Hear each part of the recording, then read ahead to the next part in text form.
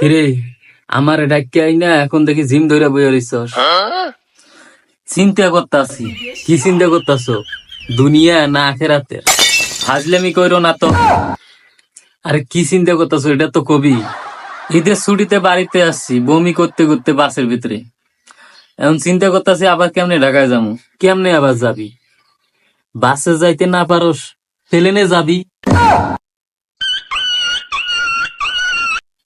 তা আবার হয় নাকি? প্লেনে যাওয়ার টাকা আছে। প্লেনে যাওয়ার টাকা না থাকলেই আমার কাছে বুদ্ধি আছে। ক ভাই তাড়াতাড়ি ক, এই জন্য তো তোরে নিয়ে আইছি। গাড়িতে ওঠার আগে ফার্মেসির থেকে ট্যাবলেট নিয়ে যাবি। ফাজলামি করস? এটা তো আমিও জানি। ট্যাবলেট আমি খাইতে পারি না। খাইতে না পারলে অবশ্য আমার কাছে আরো বুদ্ধি আছে। দেখ, এবারকার বুদ্ধি যেন আমার পছন্দ হয়। যদি পছন্দ না হয় তোর কিন্তু একটা লাত্তি মাইরে 3 কিলোমিটার দূরে ফালামু। আরে পছন্দ হবে হবে।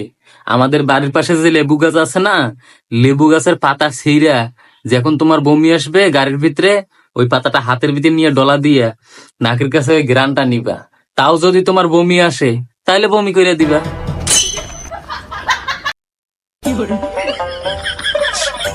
হালার পাহলা।